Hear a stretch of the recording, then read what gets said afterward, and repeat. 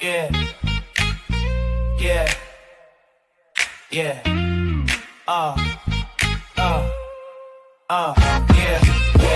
Yeah. Yeah, it's your boy E-Man. Falcons Fandemic, we on that plan. All the hype in the city, let me break it down. Atlanta Falcons, wear the crown. Cruising down Peachtree in my Falcons gear. Pockets on the speakers, E-Man's here. Covering the news, all the buzz on the block. Fandemic family, yeah, we can't be stopped, yeah. Welcome, Falcon fans. Welcome. I hope everyone is enjoying their lunch. Guys, we have one heck of a show today. We're going to talk Falcon football. We're going to talk Monday night, prime time. It's geared up here in the city. I've been driving around and everybody's ready. Everybody's geared up. I see Falcon gear out there. I see people making special cakes and cupcakes and buying ice and drinks and getting ready for the weekend. We got a show today, guys. I mean, I hope y'all are ready because we got a world of a game on Monday. It's a heck of a matchup. I hope we're geared up for it. I think we are. I think we're more than geared up for it. I think we're destined to rebound from the last time we played the Bills. But hey, it is what it is. But we're going to talk about it. I have a special guest coming in to help talk about those Bills, those formidable opponents. But guys, you guys might want to go back to work late, take a late lunch, or better yet, take the rest of the day off. It's Friday. But you're tuned in to Atlanta Falcons Fandemic, your pop-up podcast. I scheduled it, but hey, it's still a pop-up. But we're going to talk all things Falcons football today, guys. We're going to deep dive into this matchup we got coming up with the Bills. But guys, we're days away. This matchup is already set. It's a massive game for us. It's the true test.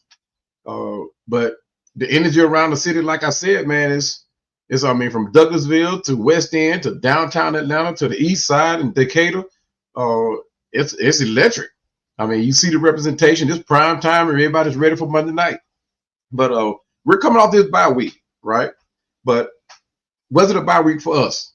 I hope we was out there getting ready. I hope we was out there getting rested up and healed from all these injuries that we have. Great news that we have coming back. AJ Terrell is destined to play. Raheem Morris said he's going to play Monday. So I hope that we're ready. It's good to see him come back. We definitely going to need him against Josh Allen. I tell you that, man. I tell you. But like I said, I hope everybody's rested up and. But we're ready to face arguably our toughest opponent this year. The biggest test, primetime clash against the AFC powerhouse, the AFC champions, and one of the absolute juggernauts of the NFL, to be honest with you, if you want to call them that. But they are the Buffalo Bills, man. I mean, they say if you want to be the best, you got to beat the best. We got the stage is set for Monday night. We're going to do that. But I have to give them their respect that they have earned. They are the Buffalo Bills. I mean, to break down this heavyweight Goliath, guys, I mean, I have a guest that's coming on here in just a few minutes. And he's direct from Bills Mafia, the real Dan Mitchell. He's the voice of the fan, one of the true fans and I had to reach out to him, man, because I follow him on all his platforms. So, and he knows what he's talking about. So he may just give me a run for my money, but we're gonna do the best we can to give him a good show of the Southern hospitality. Right? He'll be joining us here very shortly. But I want to talk to you, Falcon fan, for just a little bit before I bring him on. Right? But my question is, can we, the Falcons defense, slow down Josh Allen? I mean, the offense itself is explosive, right? But it does not run without Josh Allen. Right. I wanted Josh Allen here when he came out of the draft. I wanted him here. He's one of my favorite quarterbacks. That's why I opted to want to do this show. He's one of my favorite quarterbacks, and I wanted him here. So, but we got to slow him down. Will Michael Penix and Bijan, and the rest of our young guys, can we give the fans the show that they're looking for? That's what we want, right? But we're going to break down the matchup, the keys to victory, what this game means for the Falcons for playoff aspirations. because it is going to matter, even though they're the AFC team. But here in just a second, like I said, we're going to be previewing the game. We're going to script the upset. Vegas has the Bills favored by 4.5 points. But let's be clear, guys. The blueprint for the Falcons to win is very real. It's very real, as they say, any given Sunday. But I'm not flying solo, like I said. But I'm going to go ahead and bring him on. I think he's already made it into the green room there.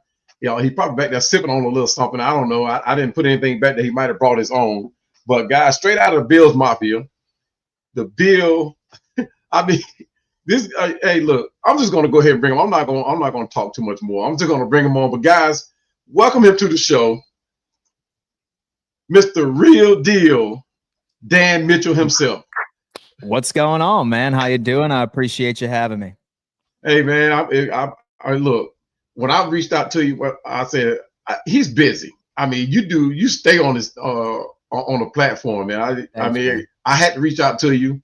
And, you know, the people that follow you, they look up to you. I mean, you have fans from every fan base, and I'm like, I gotta do it. I gotta do it. So I said, why not bring out the best? No, hey, man, listen, I'm super excited about this game. I can tell you what. I've had to go through like the past couple of days trying to talk Bills Mafia off of a ledge from that game we lost against the New England Patriots. I'm not sure if Atlanta's like this or like Falcons fans are like this, but like even the most minor inconvenience, like even if the team is losing at one point during the game, like you always like get those fans coming, oh, we got to fire everybody. Oh, like we need to get rid of this guy. Like we need to bench Josh Allen. I've seen some crazy things like from the times that I'm here. But I'm super excited to talk about this game. I think that there are some interesting advantages for both teams here. And I mean, hell, man. And let's just get into it. And shout out to Bills Mafia for coming on over. Show some love and subscribe over here, guys. Exactly. Shout out to the Bills Mafia, one of the strong fan bases, around. People talk about the Cleveland Browns and say, hey, they got the dog pound over there. You got the fans over and with the Raiders and with Washington, but they don't have no idea about those Bills fans. And they give the Falcons, a run for their money. Atlanta gets fit for these Falcons. So it's going to be electric in the bins. I guarantee you. This is a matchup we've been waiting on, and we know this is going to be a test for us. We know this, but we have a bunch of young guys in here, man, that are ready to play. We got our draft picks that they have came in. They have came in, earned their position. They're owning it, and they are ready for Josh Allen. I'm telling you, I have every confidence in the world that James Pierce Jr., Jalen Walker, Ebiketie, our whole front seven, I think they're ready for Josh Allen. I know he's going to be a handful. He's always been a handful for us, but I honestly think, and that's one of the things, like you said, we're going to go ahead and jump right into it, but we're going to talk this quarterback clash up. You have the energy in both quarterbacks. The hype is there. So I want to get your opinion. What is your honest assessment of this of the MVP, the reigning MVP, and then the future MVP? Yeah, with Michael Penix, man. You know what? So normally when it comes into development of a young quarterback, I like to give him 2 full seasons. So I like to look at Michael Penix as a redshirt rookie, in my opinion, right? Like he's taking his lumps, and it's impossible to like give a final conclusion on where a young quarterback is with such a small sample size of, like Penix himself. Right. I think that he presents a lot of great qualities, but there's things I think that he does need to improve on. Like guy ran a 4.46 right in the combine, right? But like for some reason, he just doesn't weaponize that part of his game. I wish that he would. Because like that's what makes Josh Allen so great is that like he can really do a lot of off-script things. His legs are a part of the weapon. I really want Michael Penix to add that a part of his game. Maybe it had to do with his injury history in college, perhaps. Like maybe that's in the back of his mind. I don't know. Right. But I think a lot of that is limiting like his overall play, is not being able to utilize that, because I know that he has it. He's athletic as hell. And like he could have that same thing. So I'm hoping to see that from his game a bit more. He's smart. He's smart with the football, right? Like he makes his reads. One thing that I think Buffalo is going to test him on, and I'm interested to see if he rises to the occasion, is him throwing the ball downfield, right? Because from line of scrimmage to 9 yards, guy is deadly. But then when you end up going further past the sticks, like 10 yards, like you're looking at 48.6% completion percentage. Right. Like when he goes past 27 attempts, only one, it's early. It will probably improve. But I think that's probably going to be part of the Buffalo Bills' defensive game plan going into Monday night is saying, hey, like you have that running back over there and Bijan Robinson, right? Yeah, like we need to go on ahead and make sure we have an answer for that. So don't be surprised if you see Buffalo run a lot of single high safety, crowd the box as much as possible, and do whatever they can to stop Algier. And then same thing with Bijan Robinson and force Michael Penix to beat us outside of the numbers downfield. That's what I think the plan is going to be. But I mean, like I said, man, like 7 games. I think this is his 8th start. I mean, what a way to prove himself. Yeah, you know? true indeed. I'll tell you have a host of Falcon fans that totally agree with that. He's one of the most athletic quarterbacks we've had here in Atlanta. And I think a lot of people too, especially a lot of the younger guys too, they expected him to be another Michael Vick 2.0, which he is not. He can make plays with his legs. But I think he got hindered. I don't think he did it willingly. I think he really wants to let go. I think he wants to go back to the days where he was playing in Washington, and he wants to air that thing out. But as you could tell from the previous games, he was being held back, to be honest. You know, and I think last game proved that. And I did a breakdown of this thing. I mean, every pass that he threw in that last game, and even going back to the last 4 games of last season. And we saw the Michael Penix we were expecting to see what we drafted for. We saw that. But coming into this season, we got a new offensive coordinator in Zach Robinson. Obviously, he had a different game plan going on. I don't know what it was. He even had a different game plan going for Kirk Cousins. So, but Michael Penix needs to be let go. And I think this game here, because you guys are hurt on defense, I think it will get tested. We're going to establish the run game for sure because you're without Milano. Ed Oliver is back off of injury. I'm pretty sure he's going to be limping just a little bit. So, but he was in practice, so I presume he's going to play. But he should. We're going to open up that run game, and we're going to test it out and see where it goes. But we're definitely going to test those safeties to see whether or not those backups or that weak side linebacker that you guys have in the middle of the field there, we're going to test it up to hopefully test it out and see whether or not we can move that ball down the field, get down to the red zone and do some damage. But it's going to be all up to Zach Robinson. But my question to you is, looking at Josh Allen, are we going to see the Josh Allen that still has last week's loss on his mind? Or he's going to be aiming to rebound to that MVP status? Because truth be told now, Josh Allen harbors a loss. He harbors a loss. Now, the thing it is, and I stole this stat from somewhere. I think he's like 24-8 coming off of a loss. So his odds are very good that he's going to keep winning. But he's coming to Atlanta. He's coming to the lights. He's coming to the bins. And he has a lot of young, hungry guys that's going to be trying to run him down. So what do you think is going to happen with Josh? Are we going to see the old Josh that's going to be having that loss on the back of his mind? Or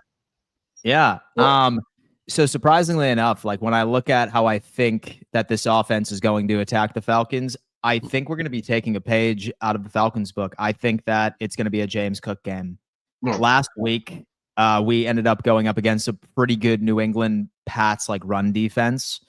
And for the most part, they did have answers.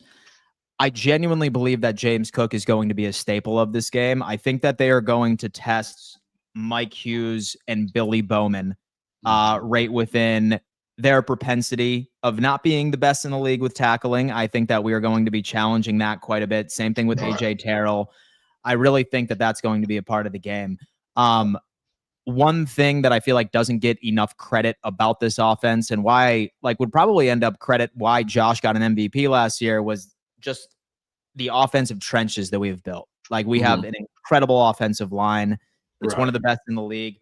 I'm interested to see how y'all's pass rush actually does against us. It's going to be a really good test for both sides.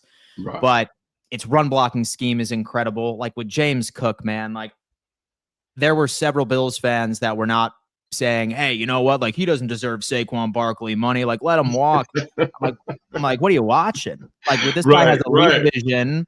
He's like a Florida. Yeah, exactly. Right. And I mean, right now, like, I'm not sure what's going on with Saquon, like right over in Philadelphia right now, but it looks like James Cook, may have deserved that money.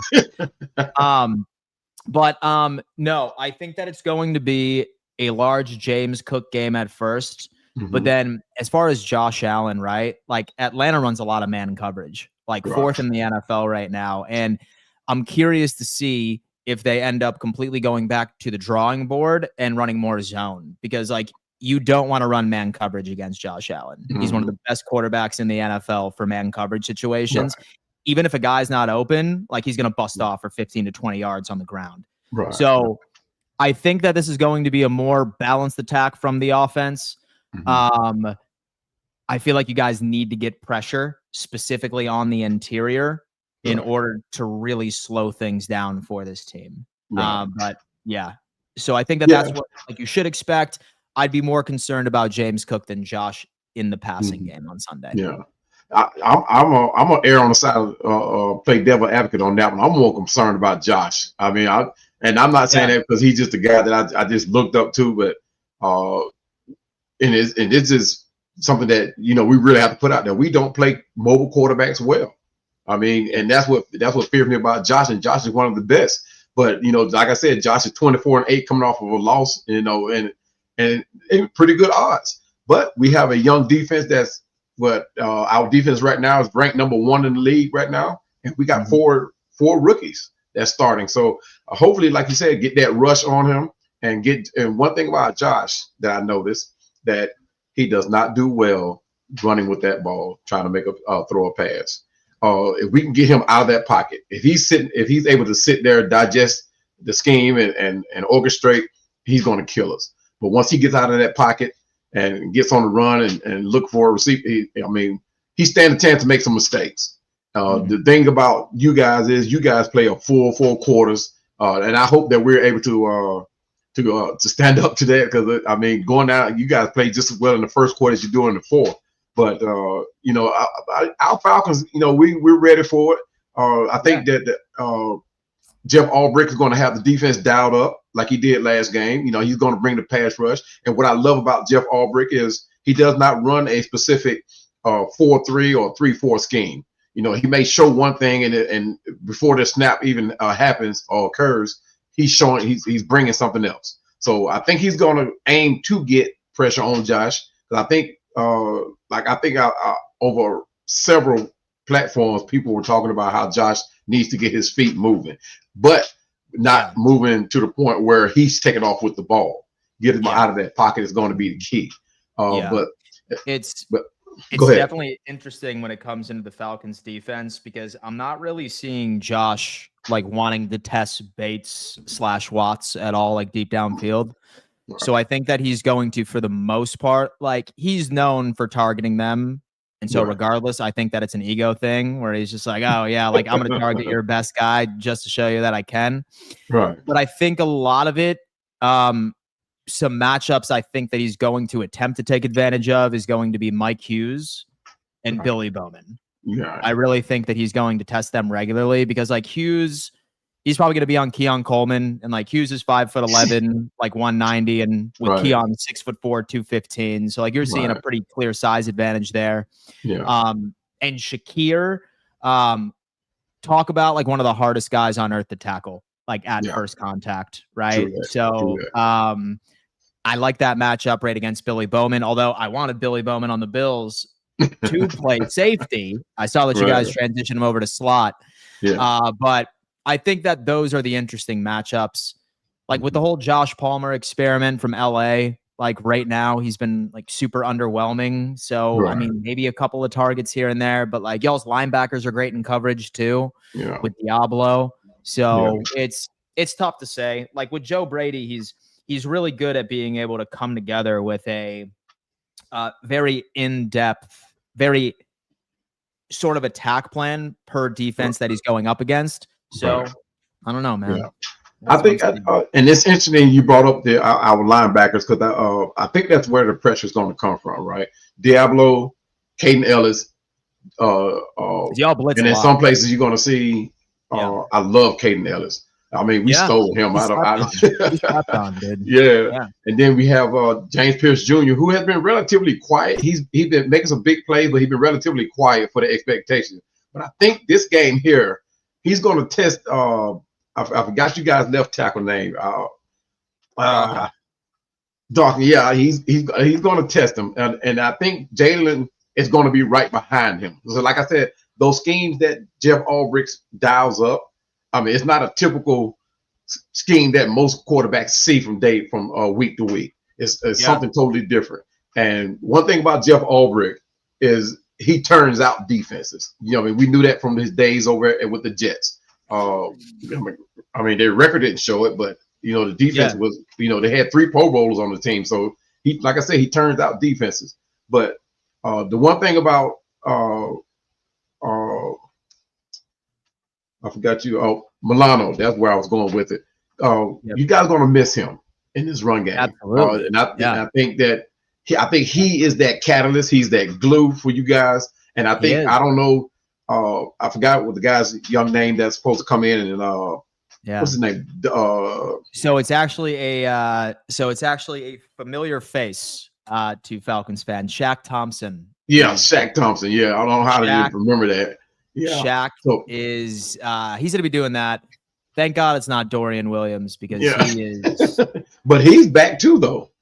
He's back, but like I hope that he doesn't sniff the field. Yeah, to be completely honest with you.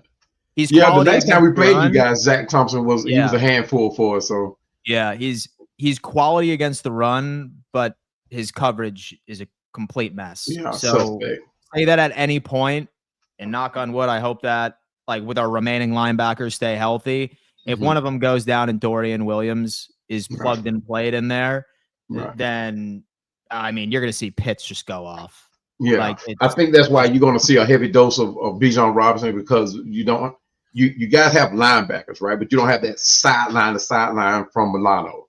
He was that guy that I mean, you talk about filling gaps. You talking about running down the faster running backs. You talk about not letting the running backs cut the corners. He is that guy. But Bijan Robinson is next level. I mean, I don't think he would back down from anybody. I don't care who it is. I think he would truth be told, give Ray Lewis a run for his money. But Bijan Robinson has to be the focus of our offense. You guys without Milano, I mean, I hope Zach's plan is to run. If we got this running joke now, just run the dang ball. But hopefully that's his game plan. And not overthink it. You know, just go back to the original plan of just playing football, get the ball down the field, get the agenda, and get into the red zone where we're kind of suspect, right? And also we need to control third downs, which means we got to run that ball. But at the same time, I'm looking at Robinson to get about 25 to 30 touches, and splitting it with Tyler Algier. And like I said, we want to test those players, those areas where you guys are hurting. Because you guys injury list, and I think we may just cover that here in a little bit. It's just as extensive as ours. We got a few players that came back. I think you guys had a couple guys that came back, but the run game is going to have to be the focus of our offense, man. And I mean, outside of stopper Josh Allen, but it's going to have to be the focus of setting the tempo for this game, controlling the clock, and hopefully able to pull this win out. Funny enough, I think so. My hot take for the game, I think that Algier is actually going to do better against this Bills defense than Bijan. Like, guy is such a bowling ball in between the tackles, and like this defense has been getting its share of criticism so far this season. But like on paper, it's not as bad as in coverage as people think. It's not as bad at pressure. Like, we're very, very good with pressure rates. Right. Problem with the Buffalo Bills, we have 36 missed tackles through 5 games of the season so far. Wow. We can't wrap, right? Right, and that's right. one of the downsides. And like, you guys can probably relate to that because so the Bills and the Falcons defense, at least from that front level, are relatively undersized. Right, right. Like, that's our identity. And that's how you build the defense. It's just like, okay, like, you can go for the more traditional, like, downhill type players that have size, but you're probably going to get torched in coverage and turnovers are going to be few and far between. Or you could say, all right, I'm going to go for a more smaller slash athletic defense. Yeah, I'm probably going to be screwed when it comes into like missed tackles, but that elevates my propensity of being able to create turnovers and make athletic plays. Yeah. That's the poison that Buffalo chose. So all of a sudden you're going to get that issue where you're seeing missed tackles all over the place, like 6 yards, like after contact. So for the love of God, I'm hoping that Buffalo can clean that up. I'm not asking for them to go from 28th to top 5. I would like for us to get into the middle, right? Like, right. True that. True. Yeah, but I think that as far as potential wins against this Buffalo Bills defense, like, just like leverage their biggest weakness. Yeah. I mean, we're about the same. We're small, but we play big. You know, maybe from the days of Grady Jarrett, you know, he was typically a smaller defensive tackle, right? But he played big. He filled gaps, and we feel that. We know Ruka Rojo, Brandon Dorless. I mean, these guys are tacklers. Jalen Walker, James Pierce Jr. So that aspect of the game has improved for us. The only one area, and you've mentioned it several times, Mike Hughes. I got the. Like you, man, I think Josh Allen is going to test them. They're going to run it into the ground because they know that the opportunity is there, right? They may try to AJ a couple of times, but they're going to pick on Mike Hughes. I mean, put the guy. I mean, he started out running with us for a few years, and it seemed like he would be that next number 2 guy, and he's a starter now. But I mean, truth be told, man, I just wish we had to win another route when we were coming into the off season. But I mean, he's in that Falcon uniform, so I'm support him either way. But yeah, true that. But the thing it is, I just know, as smart as Josh Allen is, he's gonna test him. Whether the play is designed to go that way or not, he's gonna test him. So, but hopefully Mike Hughes stand up. He may just fool us. But didn't you guys pick up one of our players too? Justin Simmons? No, we did not pick up Simmons. I didn't pick him up. Oh, okay. And so I would have loved to. I think he signed Steelers, maybe? He's down with the Steelers? Maybe. Let me double check. I remembered because safety was one of our concerns going into the season, but like most squads in the NFL right now really don't stretch the field as much as they did back in 2020. And some people just get really upset when I say this, but like, I think that like safeties for the most part, like you can get away with not having an elite safety tandem because like teams just aren't like stretching the field anymore. But if there was one thing in the offseason I wanted, I really wanted in new safety. So to go next to Taylor Rapp, but no, I think that he is he's still a free agent, as a matter of fact. He's still a free agent? Okay. I thought him signed with you guys, but I may have been wrong. I was kind of happy to see that. I was kind of hoping he did sign with you guys, but obviously not. I mean, we could use him. Yeah, we could use him. Right, true indeed. But I mean, I know you guys are glad to have Dorian back, Ed Oliver back. You'd much rather have Milano back, but I mean, it fills gaps. But I think what's going to hurt you guys rather, is the fact that we're going to be running a 2-back set, and we're just going to consistently do the old school Houston Oilers type run the ball, and hopefully it'll do what it's supposed to do and wear down you guys' front 7. But like I said, you guys play good for 4 quarters, man. I mean, this is one of those things where it's next man up behind next man up. Everybody has to have a fresh win and come in and be able to do something to sustain with you guys. But I think the game is going to be pretty close. But our whole agenda needs to be controlling the clock, run the ball, control the clock, spread the ball around. But I just wish that, well, I say wish. I hope that we're able to give the fans what they want to contain Josh Allen. He's going to get what he's going to get, but at the same time, contain him. Don't let him control the game. That's what I don't want him to see. We want him to do. But let's talk about a couple of intriguing matchups, right? Yeah. Let's talk about Bijan, not Bijan. We've already talked about Bijan. The Drake London matchup against you guys cornerbacks. What you think about that? Man. All right. So it's interesting. So the guy that we ended up paying a pretty big deal to this offseason has not really lived up to expectation. That's Christian Benford. Right. I feel like that this would be a lot easier to predict if this matchup happened last year because I knew what I was getting consistently from Christian Benford. At one point in 2024, like you were talking about a guy that was second only to Surtain II from Denver in preventing separation. Completely different story now. Completely different story. I have no idea what happened, but he's not looking like the same player as he was last year. Right. Drake London's a dog, man. Like he's massive, has great size, and for a player of his size, in order to be as athletic and as crisp of a route runner is very rare. Very good, right? Like he's going to be a problem for this defense by itself.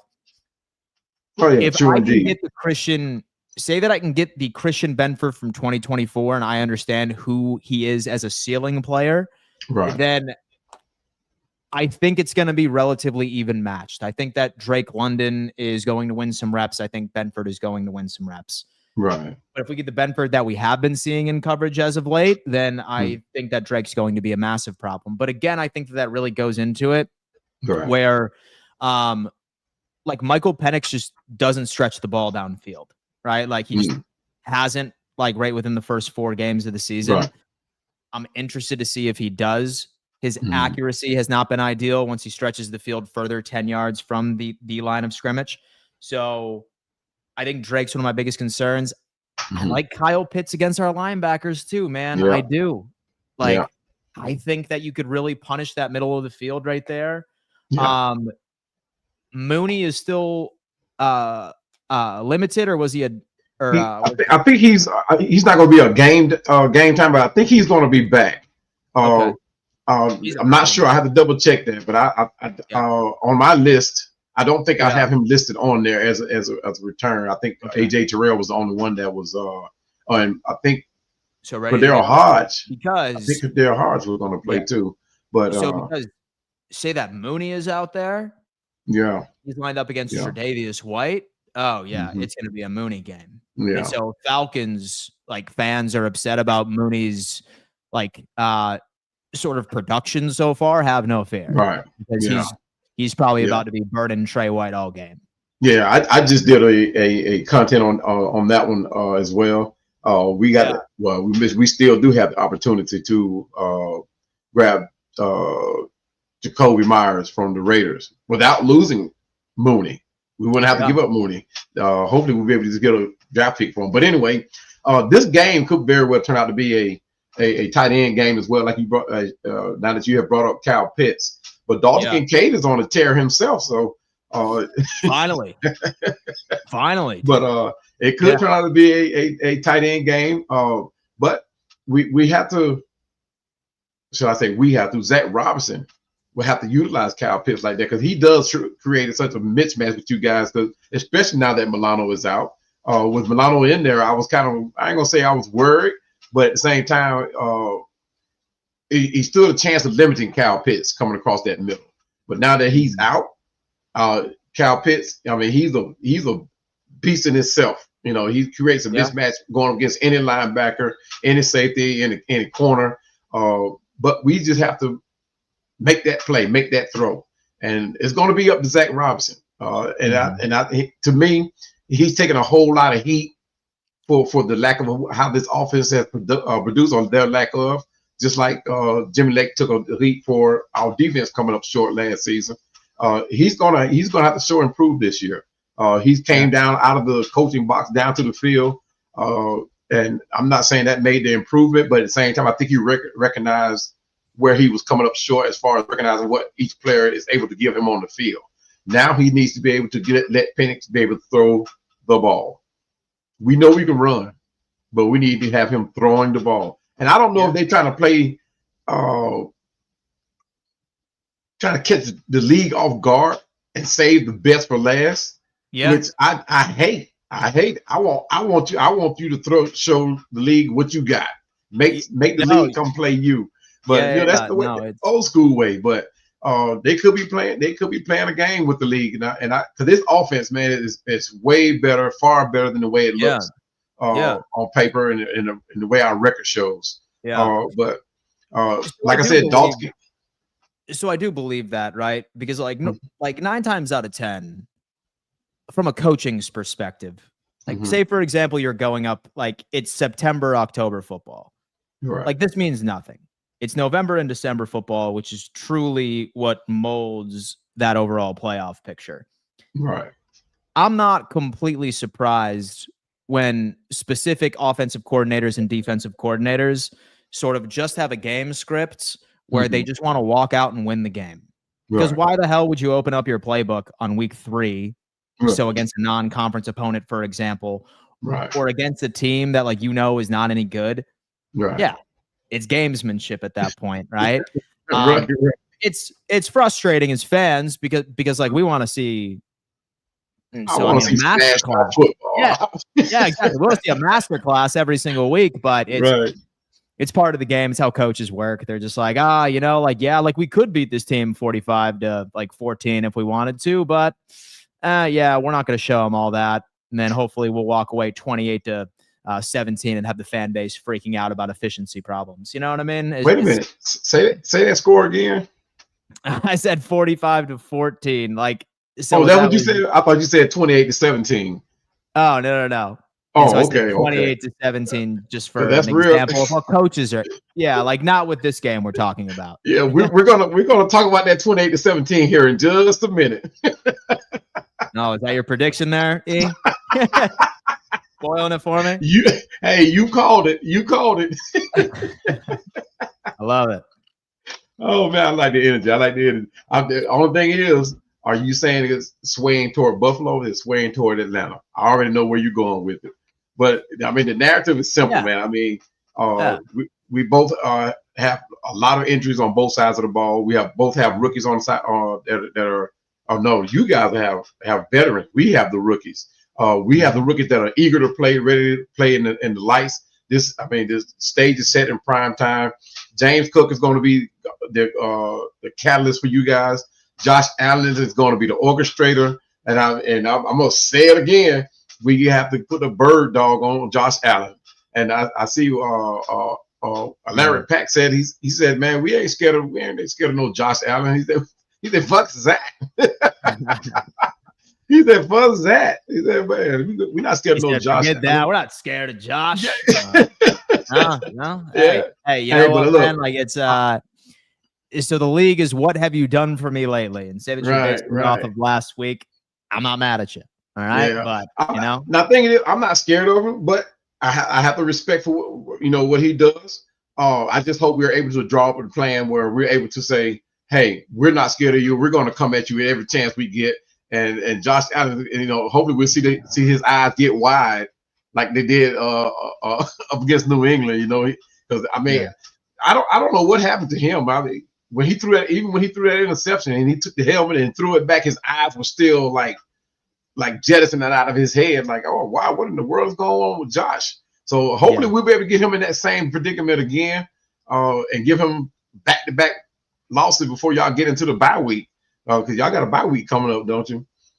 Yeah. And so I hope that's not the case because I'm not sure if I could handle the fan base after that for like a week. I would probably need to take a bye week too, to be honest with you. Yeah, man.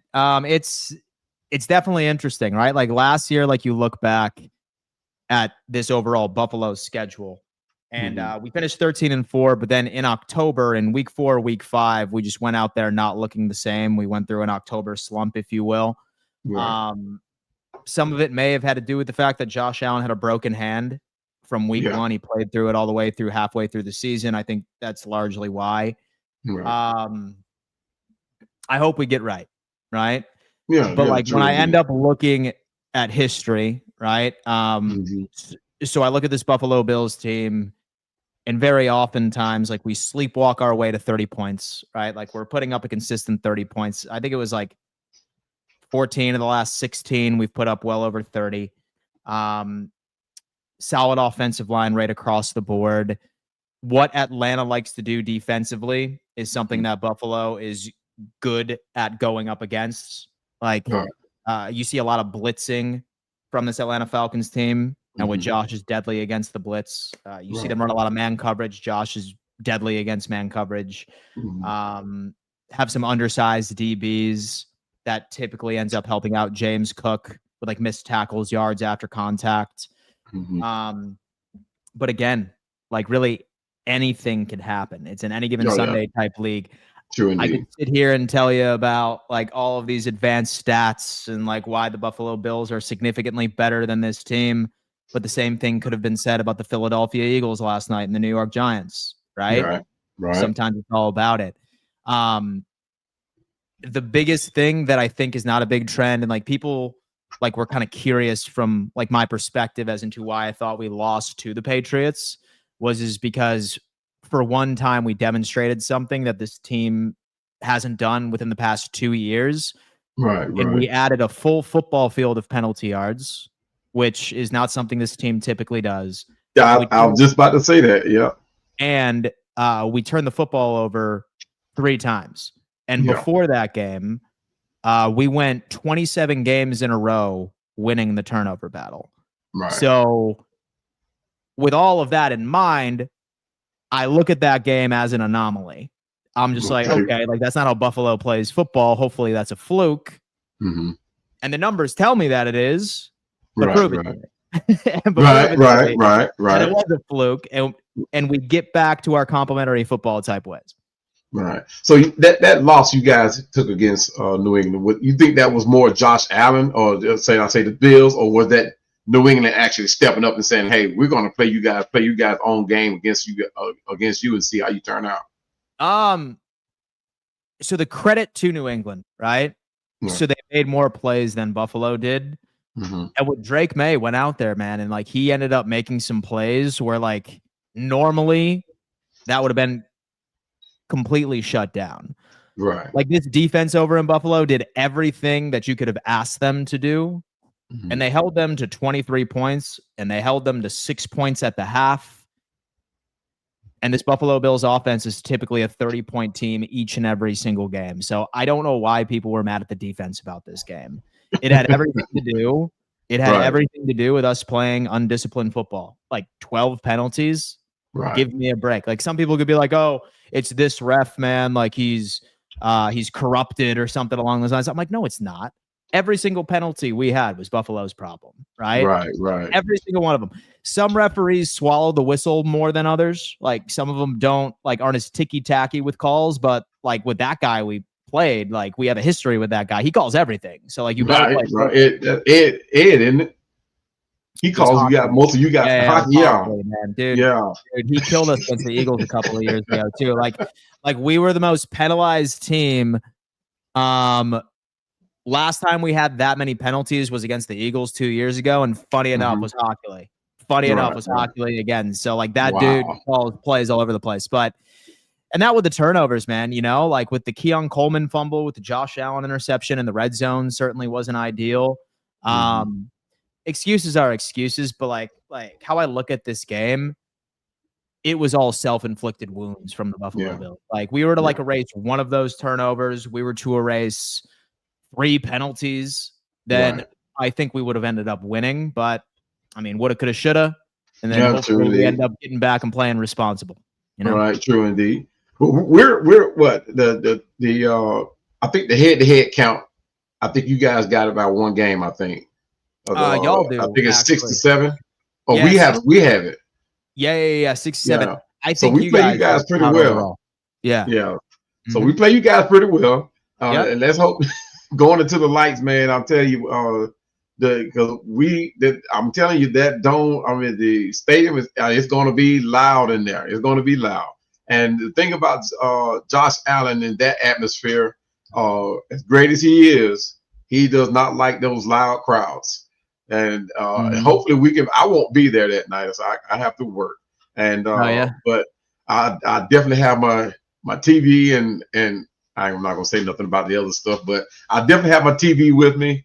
And I'll probably get on and my iPad with me, I mean, my Mac, and get on live. But I wish I could have been there, man. But like I said, Josh Allen does not like those loud stadiums, man. Hopefully we can distract him enough to, make this thing 6-8. But man.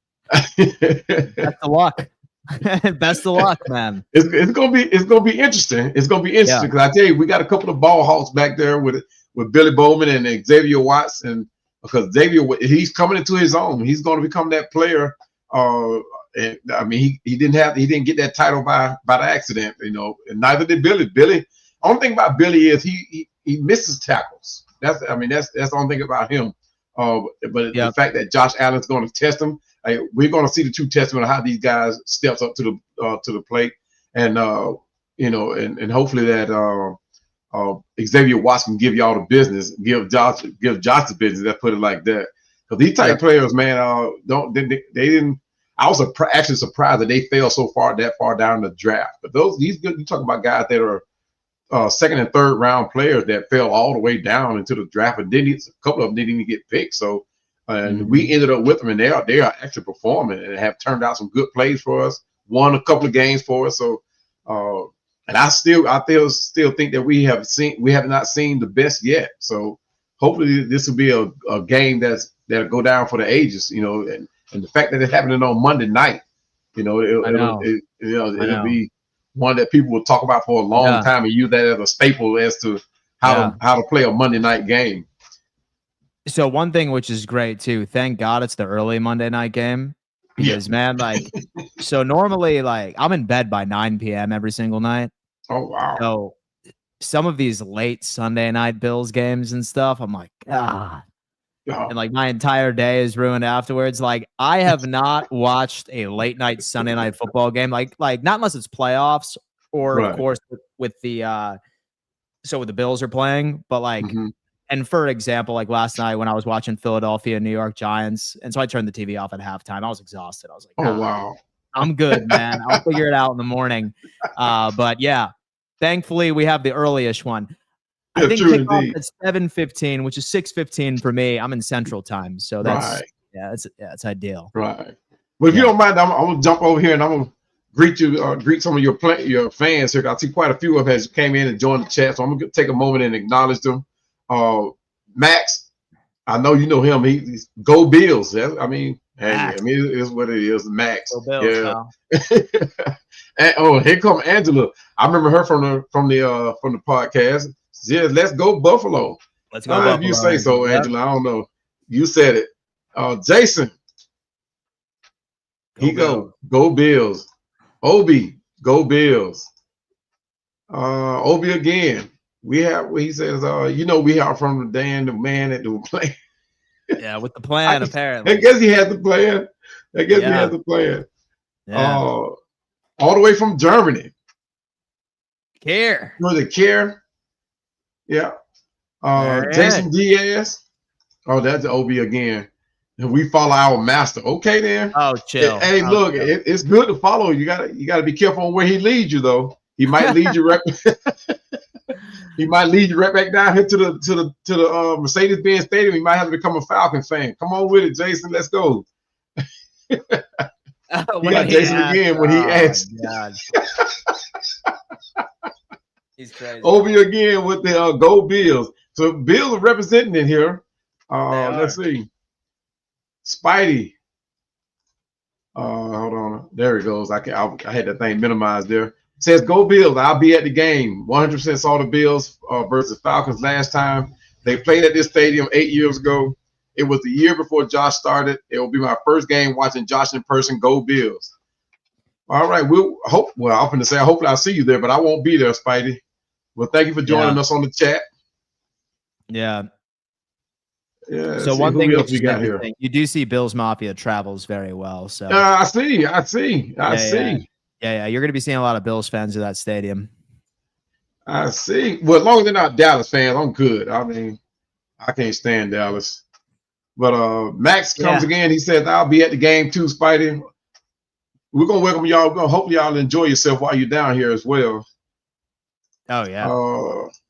Max says, "Go Bills." Is that what he said? I think so. Go Bills. I thought he's going to say go Bill-less. Yeah, with some, I read that wrong. Yeah. Kara says, nice fighter. Rick Denson era was with a tough game to watch. Oh yeah.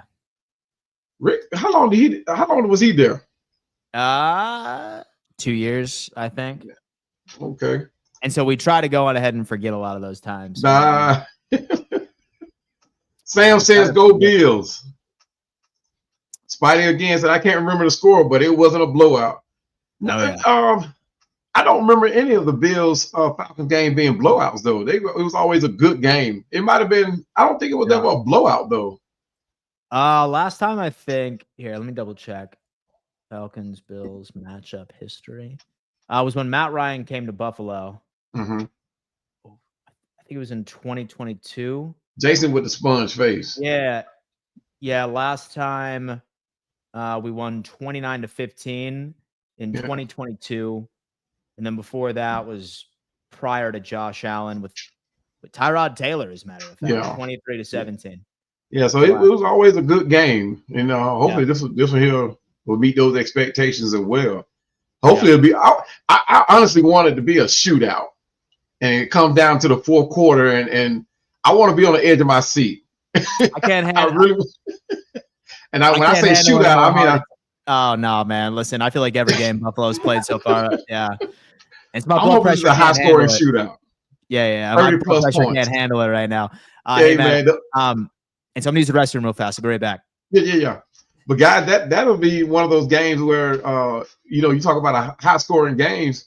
Those high blood pressure games tend to be the best games, especially under the lights in a dome. Man, 30 plus game, a shootout. Hey, thanks for the sub there, Sean. Let's see. Jason says, gotta hand it to Bijan. I've watched him. He sure can run. That guy is next level. And I thought Barry Sanders was great, awesome, outstanding. But Bijan is next level. I mean, I cringe every time Bijan runs the ball. I literally do. I mean, I get on the edge of my seat and I do the shuffle, the shoulder shuffle, like I'm running with him. But he is next level, man. I don't know. You get those type of players that come along every once in a while. And you just hope he's on your team and not playing against him. But appreciate the compliment there, Jason. Sam says, I think there are more Bills fans in here. Yeah, you're right. You're right. Y'all represent like Dan just said. Y'all travel well. We travel well, man. We travel well. Virtually or in the stadium. Heck of a man, Wallace. He said, "What's good, fellas? Appreciate you joining us, Wallace." He's one of the great followers there. Always comments on my videos. And here we go, Mr. Black as well. Josh can make things happen more than Cook, in my opinion. We have our hands full with both of them. Yeah, that's a great point there, Black. Black is another one of my great followers. Yeah, man. Keeps me busy in the comment section. Bills Mafia, stand up and let yourself be known. You didn't have to tell him that. Bills Mafia. What is that? Jonathan? Yeah, Bills you didn't have to say that. Jonathan. Yeah. Now this is one of the things that I think will set this game apart, and I think we talked about it before. This point that Black is bringing out about the Bills tight ends are good weapons, and we have them too. We not only do we have Kyle Pitts, we got Charlie Warner, who had a great time up there in San Fran. We got Teagan. I never can pronounce his last name, but we got him out of Tennessee. I think it was Tennessee, or was it Houston? I think it was Tennessee. But two guys that'll give you 500-600 yards a year easily. We haven't used them yet, so hopefully Zach will recognize that we do have those tight ends, and he can hopefully start using them. Hopefully that's one of the things that they're saving the best for last. Let's see. Lyric, man, he's saying, "Rise up, we're not scared of Josh." Hey, And so I love the confidence, man. I'm excited. Yes, sir. It's going to be a good game. I'm telling you, it's going to be a good game. Yeah. Spidey says, if Bills play like they did last week, Atlanta getting the dub. Yeah, true indeed. True indeed. I think, like I said, that this is geared up to be one of those games, man, that's going to hopefully go down in one in the ages for people to talk about for a long time. You know, people still talking about the time when Michael Vick ran through Minnesota. They use that for highlight reels. Hopefully they do the same thing for this game. It'd be one of those high scoring touchdowns. Yeah, hopefully not, my friend. Yeah. Yeah, but hey, Omega man, said Michael Pitt. Oh, come on, my Omega. What a respect. Come on, man. Come on, man. Come on. Oh man. But Floyd says, "Rise up, raise hell." He's another one of my favorite Falcon followers. Floyd? Represents everywhere I goes. Floyd? Yes, sir. Appreciate this coming in and joining us. Obi saying it again. Oh, go Bills. He's been all through the thing saying go Bills. Hey man, he's bringing the energy. Floyd is back with us. He said, "Stop Josh Allen. The brain of the monster is gone." Yeah, you're right about that. You're right about that. No Josh Allen, no win for the Buffalo Bills. Who is you guys' backup? Who's our backup quarterback? Yeah, it's Mitchell Trubisky. The old man on the cane. Yeah. Mitchy Biscuits is what he's Mitchy. He's solid, but he was just a place filler. Yeah. He's not a bad backup. Like, knock on wood, it's cool solid. Because like with I think with Josh Allen started like an absurd amount of games. I think it's 100 straight or something like that. Yeah, right. Started every single one of them. So he's been Iron Man for us. So hopefully that remains true. Yeah, that's durability right there. Spidey said, "I told my boss I'm not coming in the next day. He doesn't have a choice." Hey, you right about that. I like that one. Luckily, we have TVs where we are, so I'll probably be sitting down more watching that game than anything. Pat says, "In my opinion, Bijan is an automatic mismatch with Milano being out. Pitt should eat. Can't wait. I can't wait either, bro. I'm like Dan said, he needs to air it out more, and I'm hoping our offensive coordinator Zach Robinson gives him that green light to be able to do that, because I think he's itching to do it. I think he's more upset that he's not able to do it than trying to stick to the game plan. Yeah, but he needs to be let go, let loose. So I'm more concerned about Bijan in the receiving game. Really good, good as a receiver. Yeah, Bijan. Like I say, he's next level. I had pegged him to get 2,000 yards this season. Obviously, that's not going to happen now. I mean, with the way we started out, but you can't take nothing from it. I mean, like I said, I peaked him to win 2,000 yards and 1,000 yards receiving, which I think it's only been done like a couple of times this in my lifetime anyway. But and so he's on pace for 1,000 yards receiving. Yeah, that's a hefty load. Yeah, but I thought he could do it, but. What's his name? Zach Robinson has hampered that. I mean, he won't turn him loose. Mm-hmm. I turned that back off. Pat said, "We ready. Ain't no more play in Georgia." That's right. We're gonna bring them Dirty Birds. Terry, welcome. Appreciate you joining me, brother. He said, "Let's go, Dirty Birds." He's gonna come back again. He said, "Falcons don't go for Josh Allen faking players out with that fake pump of the rock." Hey, he gets a lot of the good ones. he gets the best of the defensive players doing that. Game, man. Yeah. People fall for it all the time. I mean, when you're good, you're good. Flopping. Hey, so with that and flopping and stuff like that, like some people like try and say that and sort of troll me. They're like, "Oh, like your quarterback flops." I'm like, "Good." Right. I'm like, "Good, man. That's part of the game." I said, "That's part of the game, man." Like, right. So that man should win an Oscar with some of the flops I see that man do. Hey, no matter not playing basketball, we're good. Yeah, exactly. Exactly, man. Oh man. You do what it takes to win, though. In football, hey man, whatever it takes, man, you get it done. Yeah, that's what I'm saying. Oh, Pruitt said, Bijan is nice. We have to stop him. Absolutely. Right now, I don't think I think the only team, and they didn't really stop him. I think Zach Robinson was dialing up plays that wasn't. he was just calling plays. Let's put it like that. But so Bijan didn't really get stopped. I think he got hampered with the play calling. I don't think there is no stopping Bijan. I haven't met a defense yet. I've seen a defense yet that was able to legitimately stop Bijan.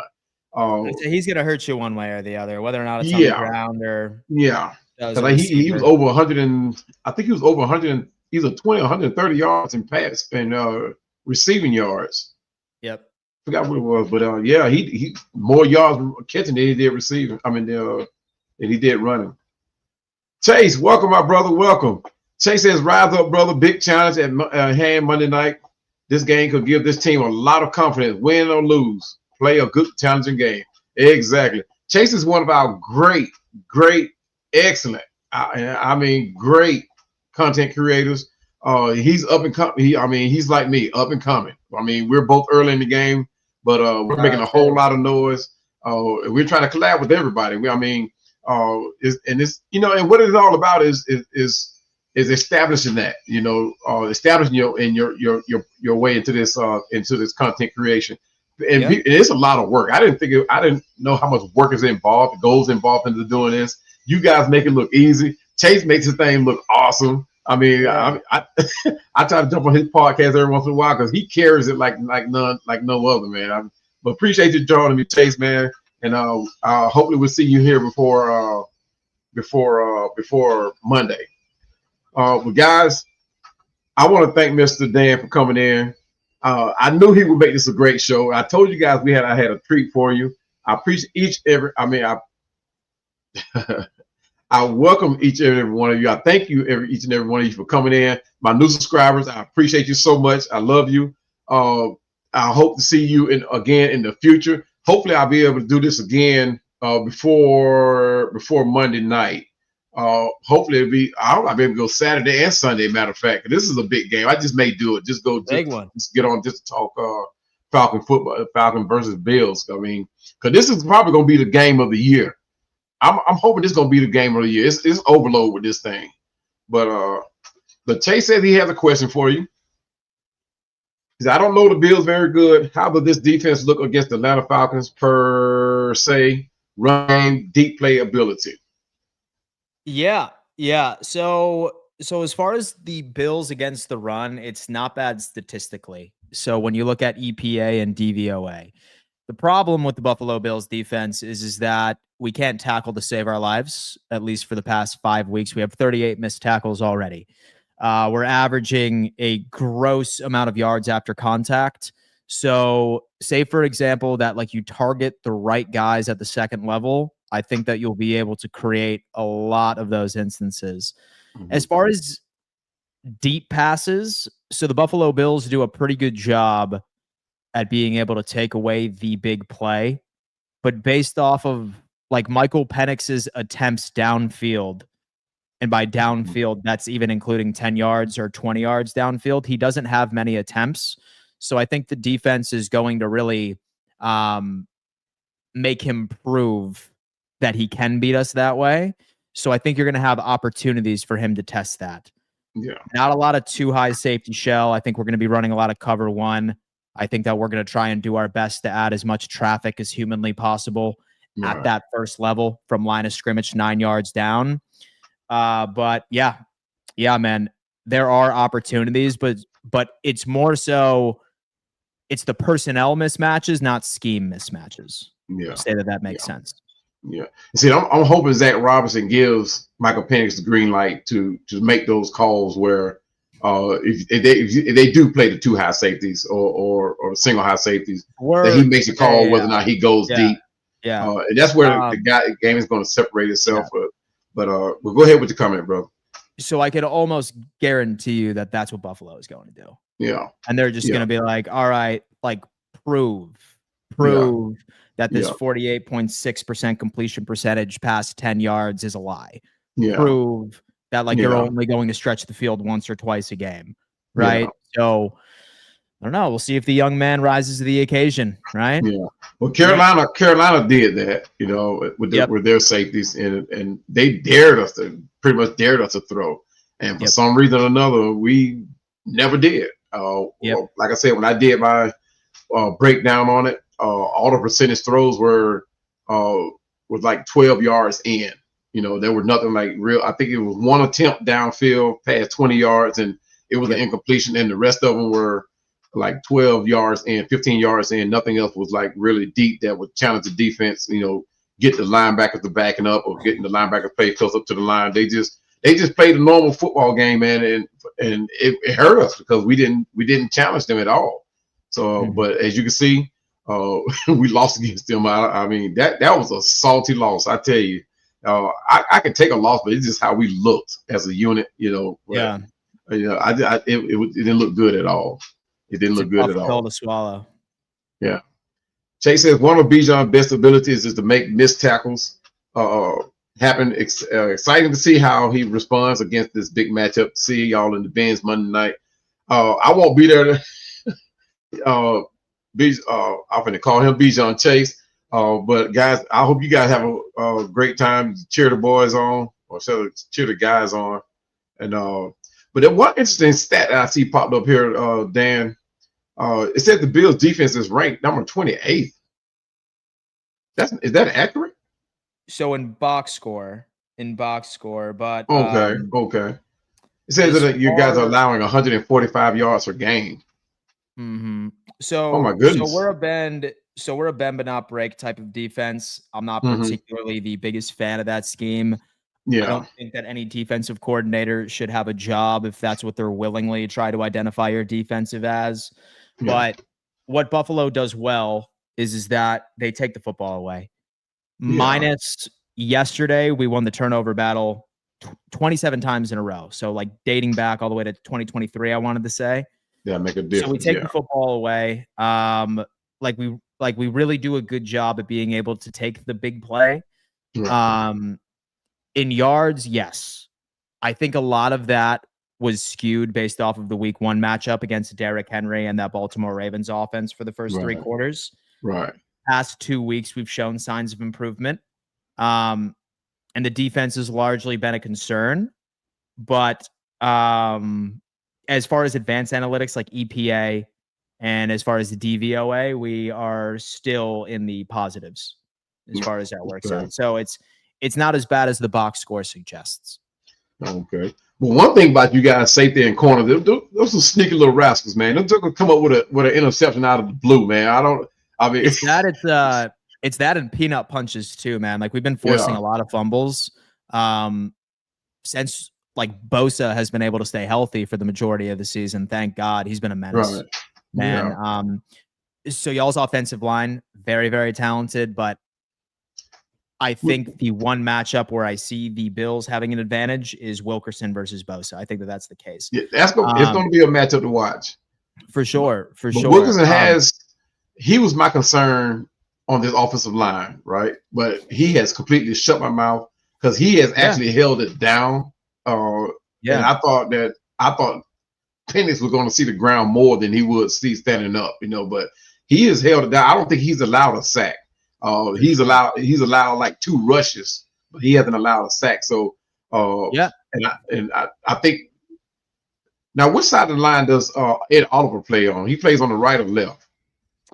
Yeah, he's your 3 tech like normally. He's a 3 tech.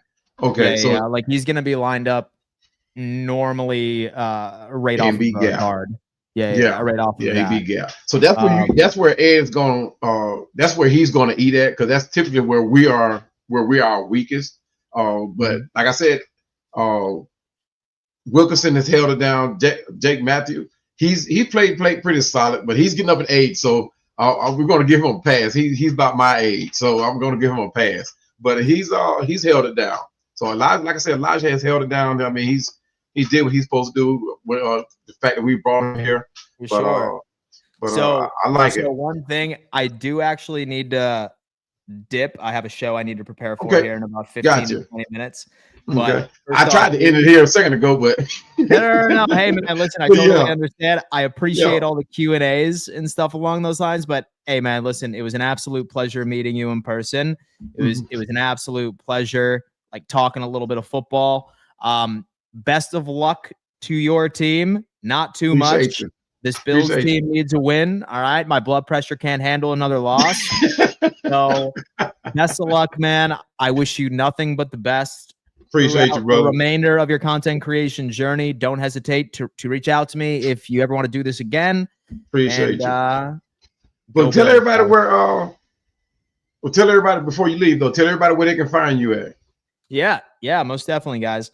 Say for example that you want to find me on YouTube. I stream once a day, sometimes twice a day, Monday through Friday. That's just Dan Mitchell, and just go on ahead and just search on YouTube Dan Mitchell. You should find me. And then all other socials, you can find me at Real Dan Mitchell. That's on TikTok, Instagram, X, Facebook, the whole nine. There we go. But brother, I appreciate you taking the time to come here. But I appreciate it. I'll give you a call here or a text here in just a second. For sure, man. Right. We'll see you guys. Go Bills. Appreciate it again. Peace. Well, Falcon fans, there you have it. Dan the Man Mitchell from Bills Mafia. But guys, I'm going to continue with these comments before I get out of here because I want to acknowledge everyone that took the time to spend a moment with us. I surely appreciate everyone coming on and spending the time spending their lunchtime with us. The day is Friday, guys. We got 2 more days before this game actually happens in prime time. I'm actually geared up. And like I said, I wanted to be there I've been so bad, but I made a commitment. I honor my commitment. So, but I'm gonna get the rest of these comments in and see where we go. Chase says, cover 1 Penix shine against the Commanders. I'm gonna say Commodores. Drake London showed his potential against a single high safety.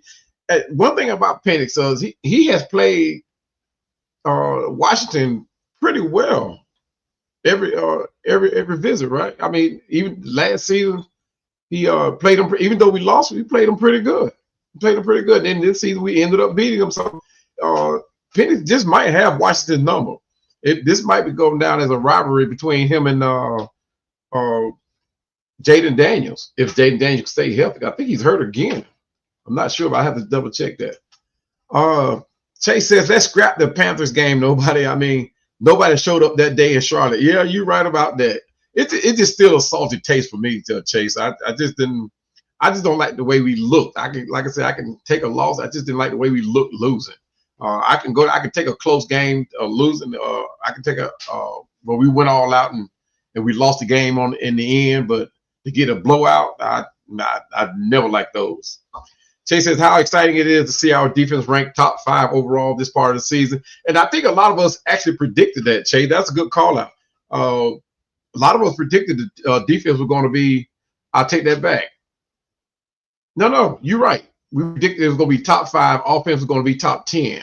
So, yeah, that was a good call out there. And so far, so good. I mean, we're number 1 in NFL right now. So, hopefully we can sustain that. And even after Monday's game, we still be able to go down as one of the best showing of our offense. Of our defense. Well, offense too, of our defense coming out of Monday. It's going to be nice. That's going to be. I mean, you know what? I got some PTO saved up. Oh no, I'm not going to do it. I'm not going to do it. Not going to do it. Chase says, key to the success: start the run game early, open those deep play passes. Keep Kyle Pitts schemed into the offense and spread the ball around as you did versus Commanders. Great point. Even going back to the Matt Ryan days, guys, when we spread that ball around, we gave everybody a taste of it. Oh, man, I'm telling you, we win. I mean, even with the days of Matt Ryan, man, you can go back further than that.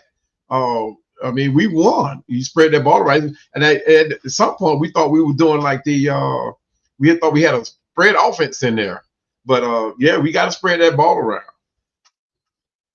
Chase says, Elijah has made me eat crow. No doubt. He looked very nice. Had a few early snap penalties. His best matchup is this Monday versus Tulsa, a complete beast. You're exactly right. And I, like I said, I was actually worried about Elijah, but I'm glad he did. He came in prepared. He's ready, and he's earned that spot. I think Tyrone Wheatley is going to have to earn his spot back. And I mean, not Tyrone Wheatley, Storm Norton is going to have to earn that spot back if he has to once he comes back. But I would make him earn that spot back. I wouldn't just give it to him. I would leave Elijah right where he is. He's working.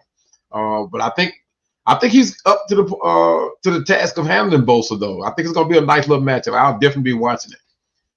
Spidey says, "Thanks for a great episode, man. I appreciate you joining us there, Spidey. That was a great one.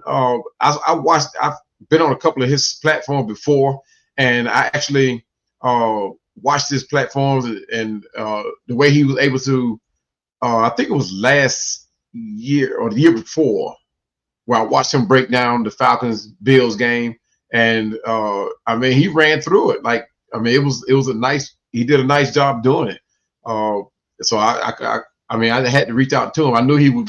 I thought he was going to actually give me more of the business than what he did. I think he held back. I think he wanted to give me more, but we'll be sure to bring him on again. He's nice.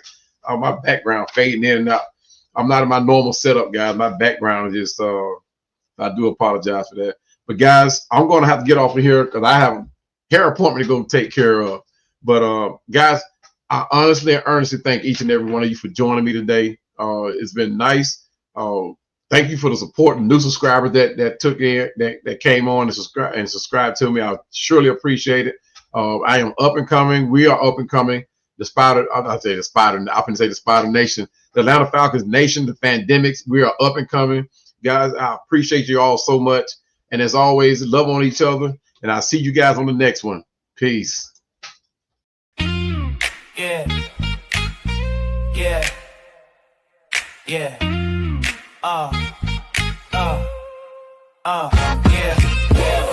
Yeah, it's your boy E-Man. Falcons Pandemic, we on that plan. All the hype in the city, let me break it down. Atlanta Falcons, wear the crown.